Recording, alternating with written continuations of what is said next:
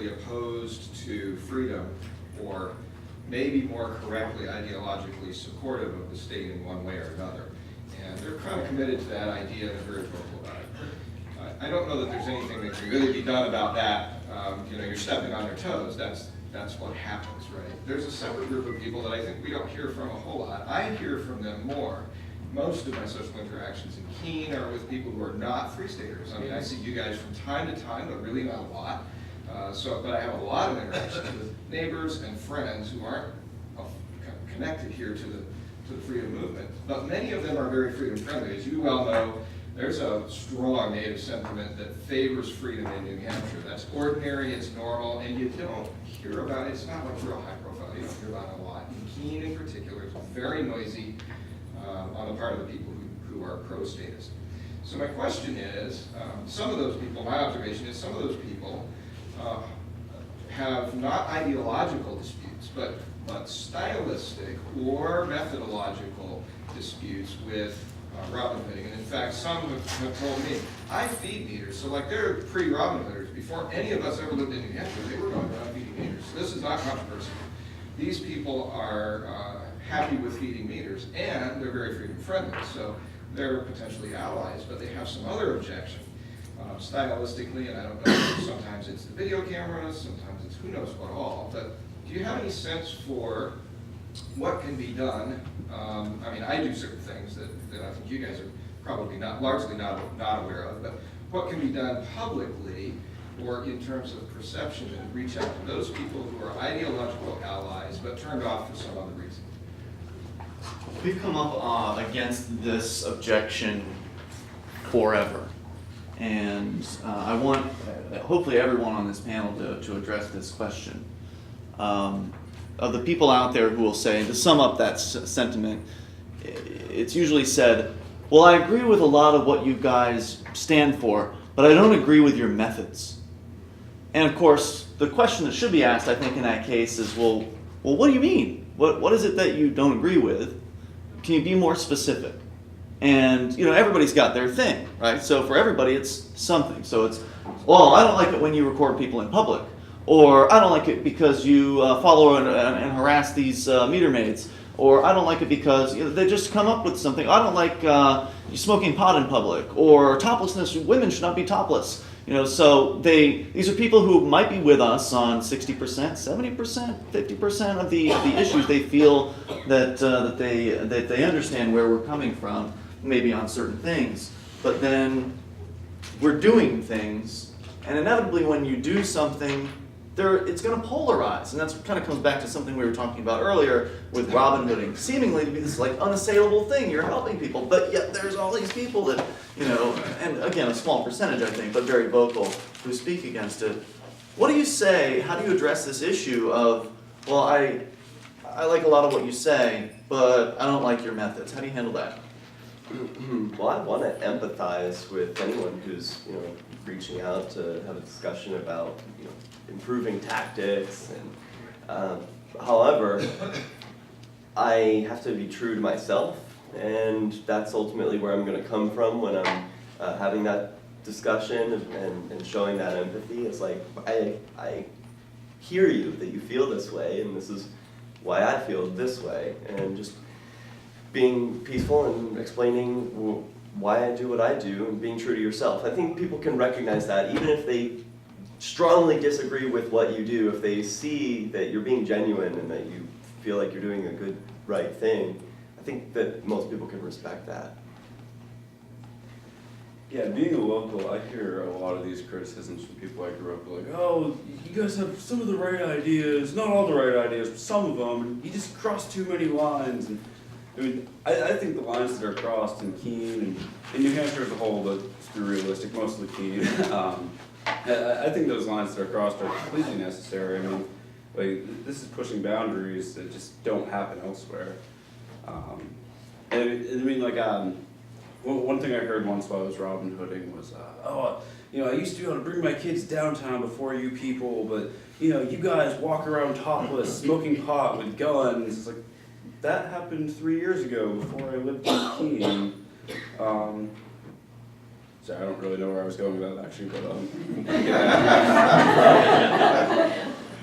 I mean, I would say that, you know, I definitely want to hear people's opinion and criticism and critique of anything that, or any of us are doing. And if people feel the need to come and talk to me, I try to have a discussion with them. Dr. Dave in particular, just as an example, I sent him an email and I said, you know, I'd like to talk with you on the record, and, you know, I'd like to hear your concerns, and then, you know, maybe I can try to address some of them. And initially he agreed to that, and then he backed out later on. He said he's not interested in, you know, in pursuing that, and I was kind of disappointed in that. But a lot of people, they don't want to actually have a conversation about the methodology that you're using. They just want to say, well, I heard such and such, like my example earlier. I heard you guys stand in front of ambulances, or I heard, you know, you run around naked, or whatever. You know, they heard. There's a lot of rumors, especially in a small town like Keene, and it's hard to, if you live your life trying to please everyone. To me, that's a fool's errand. There is no possible way that you're going to do that. And like I said, if someone has a concern, like they really want to talk to me, okay, let's talk. And if your points are that valid and convincing, perhaps I will change my tactics. Like, if I'm really doing something that upsets you, let me know about it. There's no way I can change my behavior unless you let me know. So I'm very open to criticism. I want people to offer their perspective and concerns. And, you know, I guess I'll just leave it at that. I try and go the extra mile in making people more comfortable who may take issue with the activity. Like when we had protesters in the square, we made some cupcakes and brought them down for them. And not that many people were interested, but I think just going, when someone's you know, bringing an idea of like opposition to you, I think, you know, meeting their ideas, but then also, you know, trying to do some show of reconciliation with them is a great step.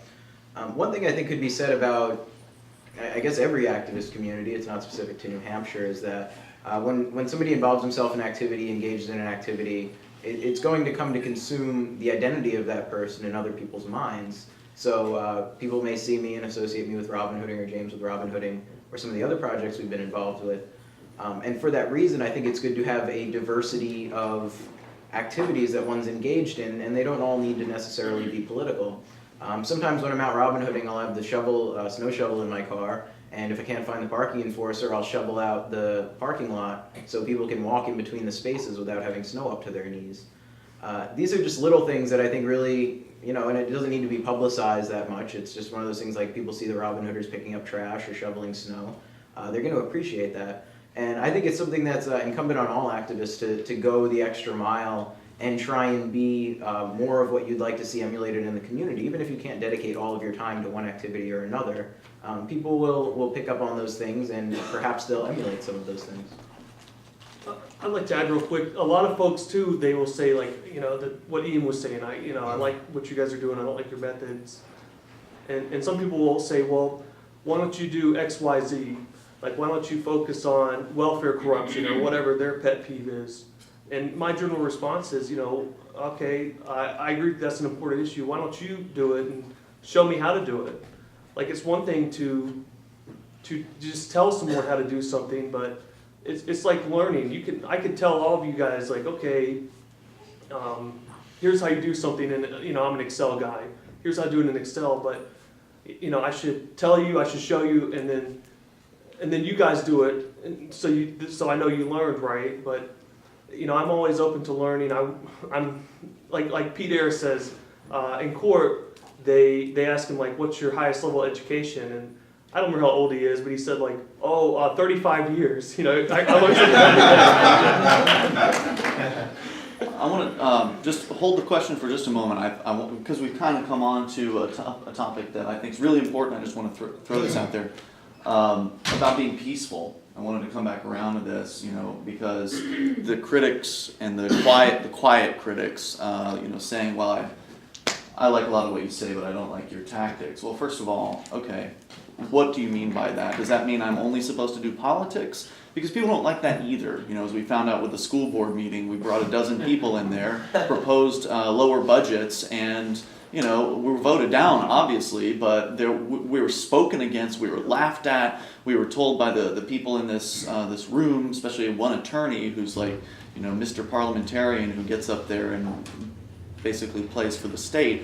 This attorney essentially called us, you know, these people, and really just very looking down one's nose at us. There's not much you can do to satisfy everybody, and I think that point was made very, very well. So even if all you do is politics, as soon as you become successful there, people will hate you for that. So anytime you do something that makes an impact, and usually politics, you don't make an impact immediately, so you won't get that initial, you know, it won't be like going out topless on the square where there's going to be an initial reaction to that from people in the community. When you're in the political scene, you're writing letters to politicians, you're speaking at you know, city council hearings, you're speaking at the state house. It doesn't have it doesn't make a splash. People aren't going to be as opinionated because they're never going to hear about it for the most part.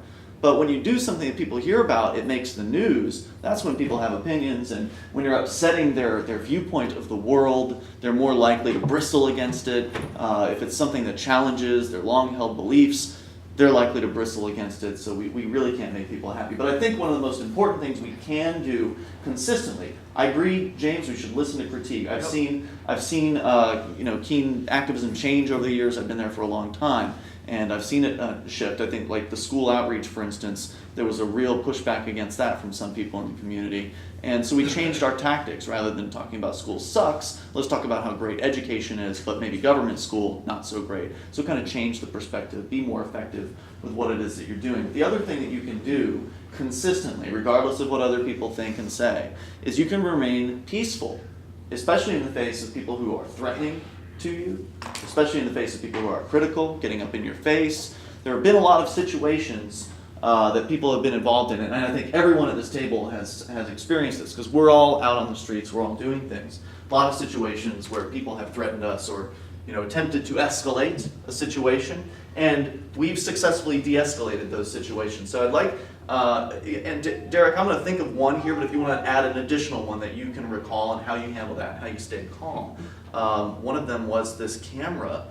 You had a camera taken from you by a man on the street who, ironically enough, turns out to be a professional videographer, the man who stole Derrick J's camera. He works with Ken Burns, apparently, this documentary filmmaker. And you were just out doing a report on Robin Hooding at the time, and this guy gets out of his minivan, he comes up, he takes your camera from you. Now, you read the comments on YouTube about this, which I don't generally recommend, but you'll see people saying things like, "Man, Derrick, if I were you, I'd have shot that guy." And how would that have made things go? But how did you handle that? Yeah, instead, I froze. I was pretty surprised. I'm not accustomed to people just taking things out of my hands. And he was accusing me of being a Robin Hooder, which I wasn't. I was filming the Robin Hooders. You know, I'd only been in town for like a day. I was visiting, so it was really strange. And I froze and just stared and let him yell at me while he was holding my camera. So this is great because, you know, I'm filming him at first, he comes up, grabs it, but now, I guess with his videographer instincts, which I wasn't aware of, he's filming me, and I'm standing there like, you know, doe-eyed.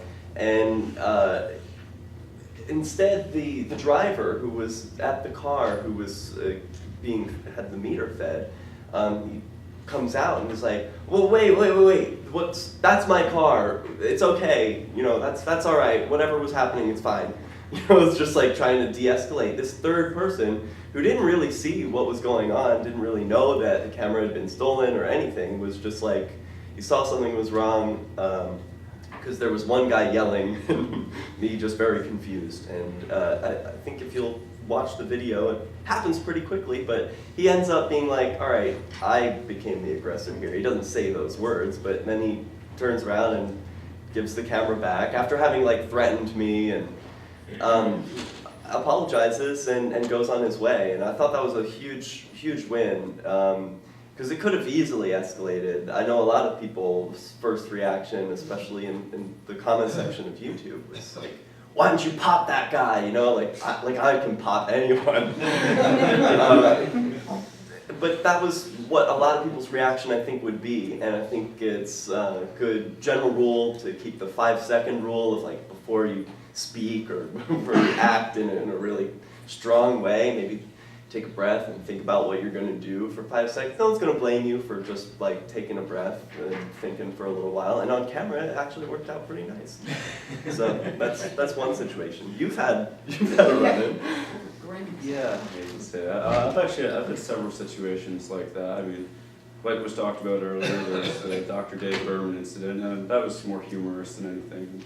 For anyone that's seen the video, me and Garret obviously handled the situation pretty peacefully. And then recently, there was a guy contracted through the city of Keene working for Emerson's Towing and Repairs, and so I'm standing about 30 feet away as he shows up to tow, and I don't even know why I was filming, honestly. I usually don't film, which I should, but I decided that day I'm going to film this car being towed. Yeah, that's a good thing to film. Yes, definitely.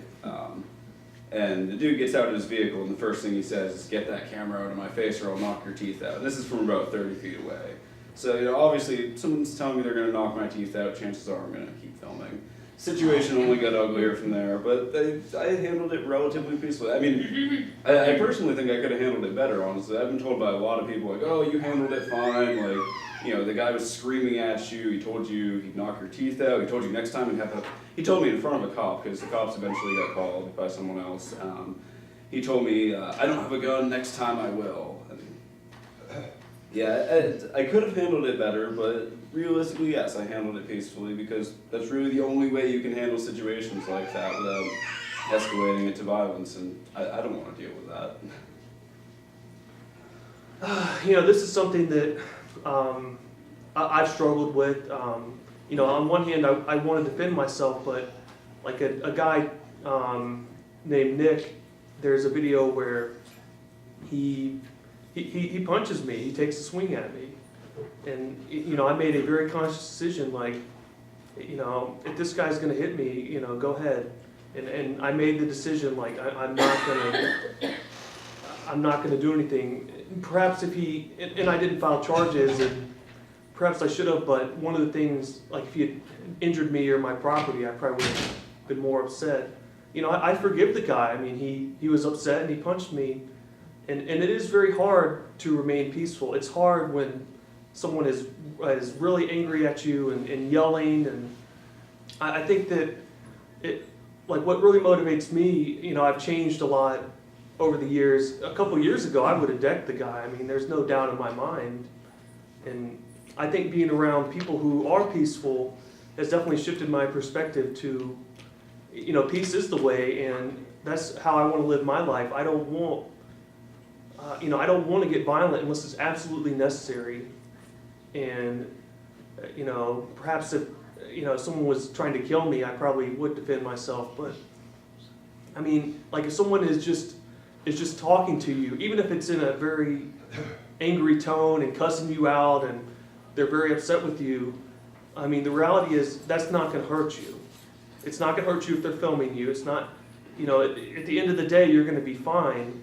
And I think it's important to keep in mind, you know, until it actually gets physical. And even then, if you can, it's better to, I would argue, to run away to keep the moral high ground than to initiate force, even self-defensive force, because the moment you do that, people are going to be like, well, I thought you were peaceful. And if the message you want to present to the world is, I'm a peaceful guy, and that's the message that I want, you know, I want to live in a peaceful world. It's like Gandhi said, you have to be the change you want to see in the world. And if someone is going to, like, let's say someone came up and shot me or something, you know, they're so upset with me that they're going to do that. I mean, I guess that's just the you know, my fate, if you will. Obviously, like when I cross the street, I'm going to look both ways. I don't want to go down, but I'm not going to live my life in fear of what other people are going to do to me. And to me, that's like they're winning. If someone is threatening you, they're bullying you, and they're saying, I'm going to use force against you, which, you know, like the state, and you say, oh, okay, I guess I'll give in. At the end of the day, it's like you're giving them what they want. And I don't want to do that. I want to say, you know, no, what you're doing is wrong, and, well, I'm not going to necessarily take some kind of violent action to stop you. I'm definitely gonna try to point that out. I think it's great that Graham filmed the interaction with the tow driver. And even if the gentleman, let's say he'd gotten out of the car, I had been there, and he said, hey, I don't want you to film me, I would have told him my reason, like, well, you're working for the city right now. You're about to take this person's car, and well, I don't want to film you, I want to film that. I want to show people the consequences of what happens if you get a ticket and you don't pay for it. So, you know, I probably would try to like de-escalate, explain my motivation. I think that goes a long way. Some people you can't reason with. Garrett and I have been attacked like outside of McHugh's.